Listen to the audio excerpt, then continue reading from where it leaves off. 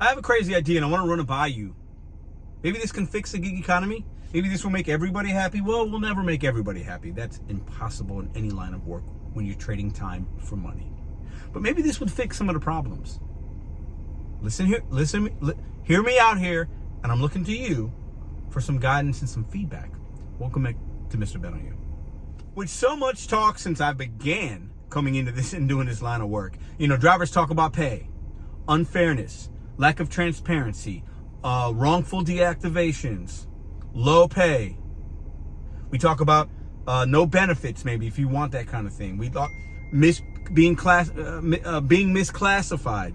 We talk about all metrics that are unfair, apps that are unfair, bad support, bad customers, no tips, low tips, apps that don't allow tips, apps that steal tips, apps that oversaturate markets. Those are probably most of your complaints and things that you like to see fixed. What if I said I got one thing that might be able to fix it all? So put on your hat for me. Imagine a world where on every app, apps are different, but at the end of the day, it's offers. Whether it's an open pool and you could bid on them and maybe you get selected, or maybe exclusive offers hit your account, or maybe it's a batch thing to where you're up against competition. Let's say on every app, those things weren't true. And what they did was, when you logged in, meaning if you woke up at 7 a.m. and started working 10 a.m., 10 p.m., regardless of what market, regardless of what city, regardless of what app, the minute that you online dash now, I'm ready to work, you got put into a queue. So in your market one day, there's 5 drivers now and you made number 6, or there's 500 and you made 501. You got put into a queue. These are the available gig workers in your market. The app knows you're ready, and you got a car and you got equipment and you got insurance, you got everything that you need. They've already checked out all those boxes. There's no metrics, there's no rankings, there's no ratings, there's no numbers tied to your account at all. Nothing is being measured. But the way that you're going to see offers is like a round robin. Like maybe that's the wrong word, but like you're in line. Like at the deli counter. When you walk in, imagine you turn on your app, you walk into the deli counter, on the board you see 98. You pull the thing, boop, 107. Now serving 98, you're number 107. You turn on the app, there's 98 drivers in your market, you're 107. So that means you're going to see an order after 99, after 100, after 101. And when it gets to 107, whatever order's there, they're going to send you something. You can accept or decline. If you choose to accept it, you complete the order. After you complete the order, you get put back at the bottom, or whatever line. After the driver that was 106, you're right after him, and it's just an effect of, we're going to send you this. Sometimes they're good, sometimes they're bad, but you're not measured in any way.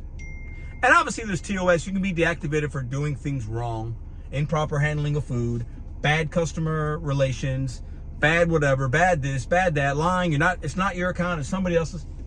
Those things still stand. We got to have something. But you're put in a queue, and it's just like a Plinko almost. Like, all right, my number's up. I'm 107 for the day. So, like I said earlier, it's easier. Let's say you're driver number 5. Okay, there's 4 of the drivers.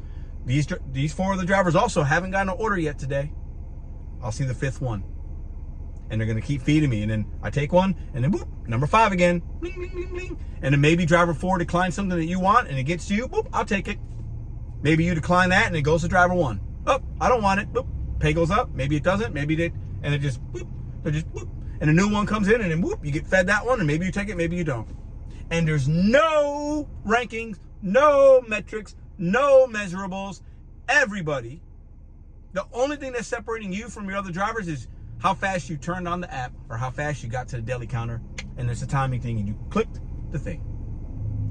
And maybe proximity plays some play, in play, because if I'm at the Domino, I see a Domino's right there, and if I'm across the street from it, but driver 4 is 5 miles that way, then maybe that would be something in the app that would send me that order before driver 4, but I might not take it just because I'm closer.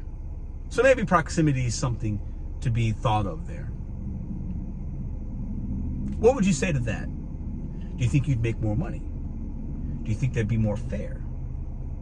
Do you think that you'd have a better experience? Do you think the customer would have a better experience? Do you think DoorDash and Uber and Instacart would be able to still operate the same and have things delivered in as timely of a manner as they have it now, whether it being better or worse?